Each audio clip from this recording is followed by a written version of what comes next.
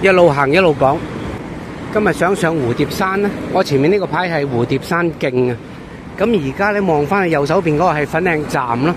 其實你粉嶺站 B 出口出嚟咧，就係顯示蓬瀛仙館。嗱，嗰邊係蓬瀛仙館，一邊蓬瀛仙館，一邊咧就係蝴蝶山徑。咁喺呢度咧好明顯嘅，唔會揾唔到呢個入口嘅，就係蝴蝶山徑，沿住一條好舒服嘅路啦，不過多樓梯嘅，咁啊上去啦。如果上去行得順嘅，咪過埋大刀人咯。行上嚟幾分鐘就見到呢個拱門，蝴蝶山行山徑。呢度直去又得，轉右又得，不過轉右嘈啲啦。同埋斜多少少嘅啫，條路好短嘅，唔會好冤枉啊。嗰度嘈得滯咧，我都係直接喺呢邊行咧，舒服啲。呢條蝴蝶山徑咧就唔係好適合拍片嘅，點解咧？因為都幾多人嘅，人嚟人往。咁啊，閒日嘅即係11、2點咧，都係好多人嘅。尤其是呢啲咁嘅休息嘅涼亭，呢個冇人。頭先啱啱過咗嗰個涼亭咧，就係5、6個人聚住喺度高談闊論。如果我咧喺嗰陣時間拍片咧，佢啲聲會入晒我個咪啊。咁佢哋講乜咧？佢哋講股票。咁我途經佢哋咧，聽到佢哋講幾十秒嘅對話啦，幾個人喺度，大家都覺得咧聲大，覺得自己講得啱。有啲咧就話趁而家跌市買，因為其實今朝早跌咗300零點，跟住就反彈喎。咁啊，最終係跌咗100零點啊，到而家呢個時間啊，最終係點樣唔知㗎吓。咁但係咧，佢哋有啲就話梗係沽空啦咁。跟住另外一個駁斥佢，梗係趁而家平啲買啦咁，即係總言之咧，嗰個信息咧係相反嘅，係雜亂嘅，唔係單一嘅。咁咧呢啲咁嘅信息咧，我中意聽喎，聽咗就冇乜用。咁但係有啲信息咧，聽咗就好有用嘅。喺過去嗰2、3個月咧，我聽到啲信息咧，我覺得都幾有用。關於股市咧，究竟我收集啲咩信息咧？我就唔會收集一啲咧財經戲子喺電台啊、電視啊或者係 YouTube 裏邊講嘅嘢嘅。點解咧？因為佢哋講啲嘢都係模棱兩可嘅。嗱，呢條蝴蝶山徑雖然好多樓梯，你可以選擇旁邊呢啲路嘅。咁有陣時咧，我都會選擇呢啲路嘅。點解咧？唔係話我怕行樓梯，我唔怕嘅。只不過咧，我行呢啲路咧就稍稍靜啲。其實而家咧，我都聽到咧後面啲人高談闊論啊，又講買馬啊、賭馬啊，應該買乜啊咁，好得意嘅。其實咧，人生就係咁咯，做一啲你開心嘅嘢咯。嗱，講翻轉頭，究竟我喺股市裏邊咧，我收集啲咩信息咧？我就唔會收集一啲咧財經戲子喺電視啊、電台啊、YouTube 裏邊講嘅嘢嘅，因為佢哋講嘅嘢都係模棱兩可，根本咧係唔知佢哋講乜嘅。嗱，咩意思咧？即係佢哋成日都話啊，如果聯儲局繼續減息，個市就會點，或者咧，如果聯儲局放慢咗減息步伐，個市咧又會點樣受影響？又或者咧，如果貿易數據點，又或者中美嘅貿易戰咧，如果升溫又點？你咁多如果，你根本上咧係冇辦法喺個信息裏邊咧得到一個啟示，就究竟喂，如果我而家買係買乜嘢咧？應唔應該買咧？咁或者我係咪應該沽咧？如果沽啊，沽乜嘢咧？即係總言之，你聽佢講咧就係嘥氣，聽咗等於冇聽。咁反而咧，你收集咧一般市民嘅信息咧，會係好啲嘅。咩叫收集市民信息咧？你就唔好走去問喎，你唔好走去問你啲親戚朋友啊、街頭啊，或者啱啱喺山認識嘅山友啊，究竟你有冇買股票啊？你覺得個市咧係升定係跌？唔好問呢啲嘢。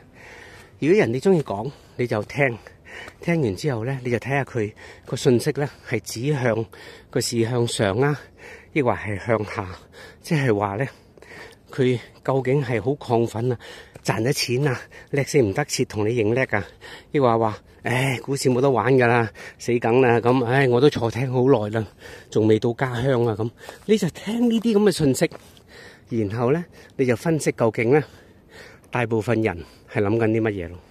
最終行咗少少呢啲泥路咧，又翻嚟呢啲樓級咯，一樣。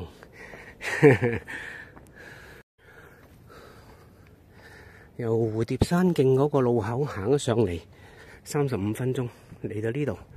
呢個係基勒仔啊，睇地圖咧256米海拔咯，好快嘅啫。其實嗱，講翻股票啊，我講啲實例俾你聽，我點樣收集資訊啦。即係好似我翻去探我老豆，見到台面有隻雞咁，咦，我話買雞食下咁啊。咁佢話我唔係，隔離啊邊個俾我嘅。咁佢話咧喺股市執到錢喎，我話咁犀利。咁佢跟住咧就話原本咧佢係早2日排隊排咗成日都估唔到隻股票，點知估唔到仲好。跟住第二朝一開市咧就贏多幾千蚊添，就估到啦。咁無端端執多幾千，咁好開心，咁啊請我食隻雞咁咯。咁呢啲人呢，即係明顯係情緒高漲，佢覺得呢揾錢好容易，賺錢好容易啦，有呢一種心態呢係亢奮嘅。咁啊四圍去請人食嘢，呢個係一個股市下跌嘅危險信號咯。我係將呢啲信號收集埋。嗱，當你見到呢嚿大石咧，以前呢啲金色字都睇得到，而家睇唔到，咁你就會覺得咧，呢度我哋已經係開始啦，暫時嘅高點已經到咗噶啦，好似啲股市咁，咁有少少回吐噶啦。咁而家我哋咧向下行多200級樓梯，咁然後咧就微微一路上斜咧，直至到後半段咧就係搏命上斜咧，就可以上到去北大刀人嘅。如果你平時留意啊，呢類信息都好多嘅。我今年年初嗰陣時咧，有個朋友就同我講，咁佢咧就話佢啲騰訊啊500蚊嗰陣時，騰訊400幾啦，佢話要500蚊先到家鄉。我問佢點解到家鄉咁重要，咁佢當然答我唔到啦。其實即係因為人係唔想輸啊嘛。咁佢話去返到家鄉先至沽咗佢啦。咁好多人都係咁嘅，結果。其實到咗家鄉冇幾耐，佢就沽咗啦，咁就打個和走咗咯。跟住個市繼續飆升啦，啲騰訊就繼續上啦。咁可能有少少後悔，但係佢唔緊要噶。佢後悔，咁佢咪下次買第二隻咯。佢咪覺得就係我唔好再買騰訊咯，我買阿里巴巴咁。人係咁啊，佢面對唔到自己嘅錯誤啊嘛。咁但係點解呢？嗰個時間呢，我就覺得呢個信息好有用呢。因為當時係年初啊，今年2025年呢1月2月之間啊，個市升得好緊要嘅。其實好多時呢，就係當你覺得個市冇得玩啊，我啲股票未到家鄉啊，到家鄉就想走啊。咁呢啲咁嘅情況之下呢，個市通常仲有一段嘅急升。我今日講嘅完全係人性啊，同埋心理啊，即係唔係話教大家點樣去炒股票啊，點樣可以贏錢，冇得贏嘅，因為個問題就係你要手續費咁咪有抹價噶嘛，你係好難贏嘅。哦，呢邊睇翻雞公嶺都幾靚，平時好少咁樣望過去，因為啲樹遮住晒。其實今年年初咧開始到8、9、10月啦，即係呢大半年咧，接近咧就係個市係好咗好多嘅。即係如果你睇指數啊升咗啦，科技股咧有好多都好急升嘅，咁就創晒新高啊，咁係令到人哋炸蝕嘅。但係當然啦，好多人就認為個市咁係健康嘅，仲有得繼續上咯。我覺得係瘋狂嘅，咁嘅原因呢，就係我每收集到一個信息呢，我翻去呢就會記錄低寫低，究竟呢我今年或者過去嗰幾個月呢，我係收集到啲咩信息？啲人認為係咪好容易喺股市裏邊揾錢啊？係咪好心紅啊？呢啲信息呢，我會寫低嘅。嗱，又再舉多個例子啊！其中有個朋友同我講，又係類似嘅嘢，就係話啱啱咧，佢琴晚咧有朋友請佢飲酒啊，點解啊？原來咧佢股市咧一日之內賺咗8000蚊啊，咁好開心啊，咁甚至請人飲酒啊。嗱，好多呢啲嘢，其實呢啲嘢促進消費嘅，所以咧股市上升暢旺咧係促進消費嘅，因為啲人咧自己願意使錢，亦都願意請朋友咧就係飲酒食飯啊，咁有呢啲嘢嘅。咁但係呢啲嘢我聽完之後呢，我會記低佢咯。咁啊，去到連我個仔打波啲球友呢，都同佢講：誒，今次我請啦，唔好計啦，我股市贏咗呢啲濕碎啦。咁嗱，呢啲呢，我聽我個仔講咗之後呢，我又記低佢嘅。咁就由年頭到而家呢，我係記低咗13項呢類似嘅資訊。咁啊，基本上都係一面倒啦。都係啲人呢認為係炒股票賺到錢，亦都係好開心，會即係請人食嘢飲嘢，咁有呢啲嘢咯。咁你又知道，亦都有啲人呢就係自吹自擂，話自己炒股票幾叻，甚至有啲呢佢調翻轉頭教你，喂，小米啊，買啲小米好啊，咁樣逢低吸納啊，冇得輸啊咁。咁你如果聽到呢啲信息呢，咁你通常呢就係格外警惕啊！呢啲信息呢都唔知係佢自己分析出嚟啊，定係人哋放料俾佢口傳口咁傳咗10幾20次，然後到佢口中傳出嚟咯。咁多數都係啦，因為呢個世界人云亦云嘅多啊嘛，真正冷靜可以自己有分析能力嘅人都係少啊嘛。咁去到今年嘅8月頭呢，我覺得呢市場嘅氣氛呢一面倒咁向好。咁既然係咁呢，我就唔買股票。結果證實我錯嘅吓，因為呢8月到10月呢，其實呢嗰啲股票啊，尤其是科技股咧，就升咗好多下嘅，咁就係證實我錯，但係我冇買嘅，咁啊冇乜所謂咯，冇買咪冇買咯，唔賺都冇所謂㗎，你唔知幾時會蝕翻落去啫嘛。過去嗰幾十年話俾我聽就係你今日賺咗好開心咧，其實你唔知幾時又係會蝕翻落去啊嘛。咁其實唔係容易喺一個咁嘅市場裏邊，你又要俾手續費，又要俾抹價，咁仲有可能咧俾啲消息誤導啊，俾人啊，聽朋友講啊，咁你好多朋友講俾你聽，佢唔係害你，佢只不過咧就係做咗傳話筒咧，係做咗人哋放消息出嚟陰你嘅傳話筒啫嘛。咁既然係咁，你有咩嘢可以贏到錢啫？即係好似賭馬咁，有一個騎師人嚟噶嘛，佢要去馬未必贏到，但係佢要唔去馬就輸梗。你又唔知你邊度有任何機會可以長期賭馬會贏啫？你話玩嘅唔怕輸就冇所謂啫。咁其實股市都係一樣噶，咁多資訊流通俾你。啲人又話用 AI 嚟炒股啊，咁嘥氣啦。AI 只不過係短時間內將所有資訊搜集咗啫嘛，但係啲資訊點嚟嘅啫？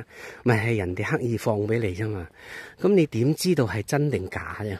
咁 AI 只不過佢係好快，以前用幾日嘅時間呢，佢可能幾秒鐘咧就收集咗好多資訊，然後組織佢俾你，咁又點啫？你好快去組織咗呢啲資訊，然後指向某一個方向，唔一定啱嘅，因為嗰啲資訊係有人特意放出嚟噶嘛，好可能。有啲人或者會認為我對股市嘅睇法呢，有少少係包拗頸，即係個個都話好嘅嘢呢，你就話唔好，其實都唔係嘅，因為喺冇錯，有人炒股票呢，有一個叫做 contrarian 嘅 method 啊嘛，即係我專係包拗頸，我收集咗啲資訊呢，個個都認為升呢，我就去調轉做，其實咁都可能會係錯嘅。咁不過咁，人性呢，始終係人性，而喺個遊戲裏邊呢，由於佢手續費啊，有其他嘢呢，令到你係長賭必輸嘅，即係好似你過葡京島咁樣呢，你係長賭必輸嘅。咁既然係咁嘅話呢，咁大部分人都係輸錢嘅，咁你一定嘅諗法呢，唔能夠好似大部分人咁，你先至有機會贏。如果唔係，你一定贏唔到噶，因為大部分人都係輸，而你做嘅嘢同大部分人所做嘅嘢毫無分別，咁你有冇可能贏啫？其實唔單止係炒股票，任何行業啊，或者係任何嘅你參與嘅活動啊，或者運動呢，都係一樣，都係好少數極少數嘅人呢係會成功嘅，大部分嘅人都唔會成功嘅。咁而且呢，大部分嘅人呢，好多都係失敗，不過呢就唔出聲，暗啞底當冇發生過算數。你見啊，張家朗啊、江文蔚啊，嗰啲攞咗啲奧運冠軍，咁你以為就好容易啦？我哋香港人好叻啦，劍擊啦，咁我就叫個仔啊女啊走去學劍擊，唔係咁嘅。因為咧，當你見到人哋叻嗰個時間咧，你走去做咧，未必一定成功，因為各有前因莫羨人啊嘛。你唔係話見到李麗珊搞個風帆奧運冠軍翻嚟，你啊走去呢個路口可以落翻去嘅。有陣時啲人咧係行呢個2大3大啊，咁佢就喺呢邊去咯，或者咧喺呢邊上翻嚟咯。嗰條橙色帶可能係有比賽嗱，唔好理啦，我哋繼續行啦。喺呢邊咧見到係林村經牛姑嶺啦，或者係繼續去大都人咯。停一停係嘛，講翻咧頭先啦，即係劍擊如是啦，風帆如是啦，就算踩單車都係㗎。你唔係話喂，當年黃金寶攞到啲好好嘅國際成績，跟住呢政府擺咗好多資源落去單車，咁就會出到好多好叻嘅人。其實咪出到個李維斯咯，的確係好叻啊！但係有啲嘢唔一定會繼續發生㗎嘛，就好似風帆咁，可能都可以嘅。咁我唔知嚇，唔敢睇死任何人，或者唔敢睇死咧將來啲人呢能否成功。其實任何人都可以成功，但係一定係少數，而大部分人呢都係唔會成功。嗱，喺蝴蝶山行過嚟呢，個 honeymoon 就完咗啦。咁要開始上樓梯，呢度上到如果北大刀人嘅話呢，大約都可能係800到1000級樓梯咯。唔係好難，即係好似而家呢啲咁，又唔係好大級嘅，慢慢咁吉上去呢，冇問題嘅。最緊要你係有大腿肌肉咯。頭先我講到任何一個範疇呢，都係少數極少數嘅人先至可以成功，大部分人都係失敗。咁你既然係咁，點解你會認為自己炒股票會成功呢？其實因為就係撳幾粒掣可以買，撳幾粒掣可以賣，個個都做到嘅嘢。世界上真係能夠長期成功、長期賺錢嘅基金經理呢，寥寥無幾，應該係少過喺世界上嘅腦科醫生啊，幫人開腦嗰啲。咁點解你唔會覺得自己可以做腦科醫生呢？因為你又唔識睇啲儀器，又唔識得用邊把刀，用咩麻藥，究竟開邊個位，應該解決咩問題，乜都唔識。但係股票容易，你撳幾粒掣就得啦嘛。咁但係個問題，點解人哋撳幾粒掣可以長期10年、20年、30年都贏錢，但係你就認為自己做得到咯？即係好似我同我個仔打羽毛球咁，如果佢認真打我21分，我係1分都攞唔到。因為人哋唔同你嗰個範疇，人哋嗰個專業唔同你啊嘛，你唔能夠即係以為自己可以好輕易咁拿起支拍打個波就可以贏到啊嘛。好多人因為轉咗範疇咧，佢以為自己得啊，以為自己喺某一方面得咧，就以為第二方面都一樣得，即係好似黃玉郎咁。咁佢畫公仔真係好叻嘅，中華英雄，年紀大嘅冇話冇睇過。咁但係佢結果咧，上市公司搞財技啊，以為嗰度揾錢容易啊，結果就係一塌糊塗。你睇下蕭若元講嘢幾叻幾動聽，其實佢喺新城嗰陣時已經講得好好，但係佢一搞個天網國際，佢就係牽涉一啲佢唔熟悉嘅範疇。佢認為因為佢諗嘢叻講嘢叻，咁佢就做其他嘢都叻，但係結果咧又係一敗塗地。即係好似公務員啊、教師呢啲，佢本身就係一個保守嘅人士，如果佢辭咗份工或者退休出嚟咧搞生意啦，其實失敗嘅機會好大嘅，除非佢係某一樣專業咯，即係比如你話英文好叻、數學好叻啊，你教補習啊咁，你係做翻自己嗰範得嘅。如果唔係嘅話咧，都係失敗告終。啊，回頭望望先，遠遠嗰個係小梧桐啊，梧桐山啊，呢邊係嗰啲黃嶺啊、純陽峰啦。